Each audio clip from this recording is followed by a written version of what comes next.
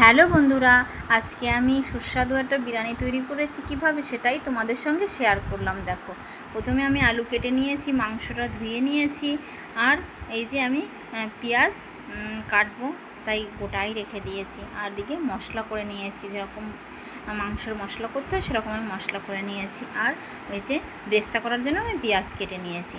তাই আমি আলু সিদ্ধ করে নিয়েছিলাম, আর সেই আলুটাই আমি আবার ভেজে নিচ্ছি। দেখো, আলু তো ভালো করে সিদ্ধ হয়ে গেছে, আমি আলুটা ভেজে নিলাম আর ব্রেস্তাও ভেজে নিলাম। এই দেখো, ব্রেস্তাটা সুন্দর লাল লাল করে ভেজে নিয়েছি।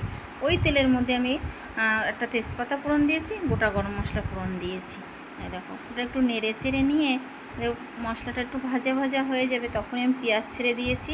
পেঁয়াজটা দেখো হালকা এরকম লাল লাল ভাজা হয়েছে, তখন আমি এই মশলাটা দিয়ে দিলাম। দেখো, পেঁয়াজ রসুন আদা বাটা লঙ্কা বাটা দিয়ে আমি কাশ্মীরি লঙ্কার গুঁড়োও আমি দিয়ে দিয়েছি, অ্যাড করে দিয়েছি ওখানে। দেখো, এই যে সব মশলা আমি দিয়ে কষিয়ে নিয়েছি। দেখো, লাল লাল একটা সুন্দর তেল ছেড়ে দিয়েছে, ভালো সুন্দর একটা কালার এসে গেছে মশলা থেকে, তখনই আমি মাংস দিয়ে দিয়েছি। এই যে দেখো, মাংসটা আমি ভালো করে কষাবো।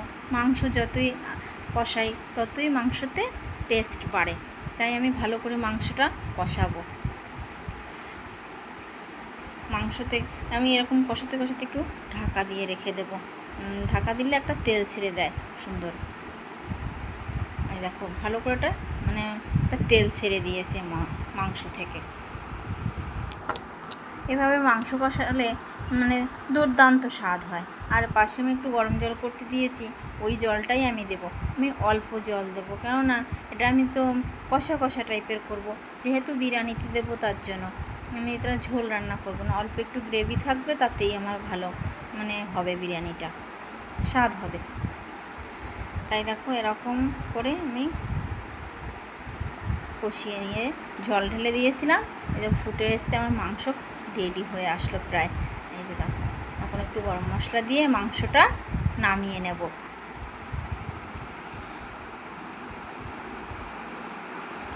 মাংস রেডি হয়ে গেছে। এপাশে আমি চাল ভিজিয়ে রেখেছিলাম, জলটাও আমার ফুটে গেছে। আমি ওখানে তেজপাতা গরম মশলা আমি ওই জলের মধ্যে দিয়ে দিয়েছি। আর জলটা যখন ফুটে গেল, তখন আমি ওই ভিজানো চালটা আমি দিয়ে দিলাম ওর মধ্যে। দেখো,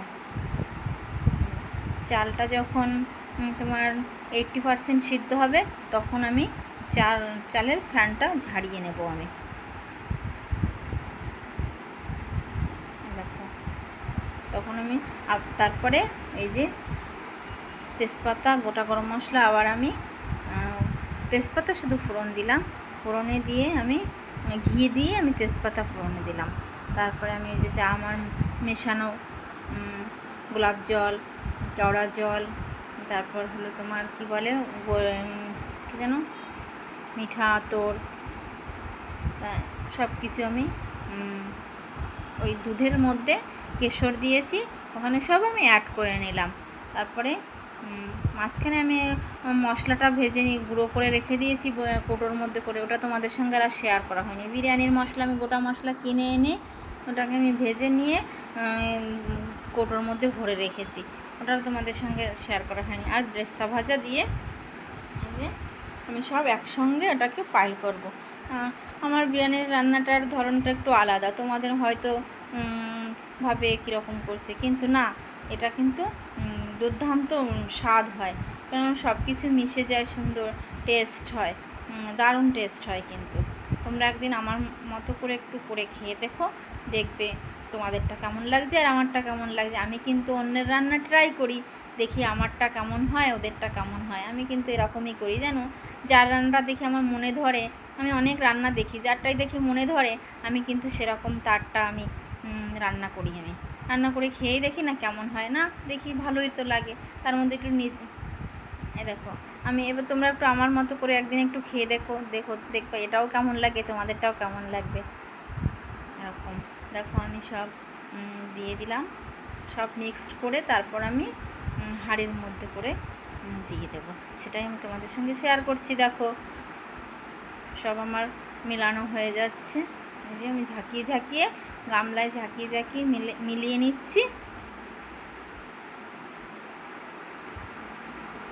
আমি খোয়া ক্ষীর দিয়ে দিলাম। দেখো, সব কিছুই আমি এই গামলার মধ্যে করেই দিয়ে দেবো।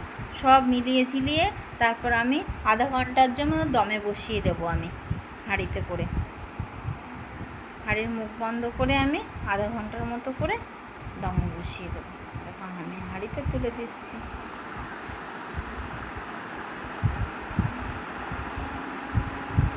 মশলাটা আমি দিয়ে দিলাম, আগেও দিয়েছি, এখন একবার একটু উপরে দিয়ে দিলাম, দেখো সেন্ট হওয়ার জন্য সুন্দর।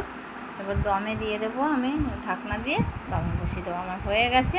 এবার আধা ঘন্টা পরে আমি এটা খুলবো, দেখবো কেমন টেস্ট হয়। ঘি আমি সব কিছু দিয়ে দিলাম।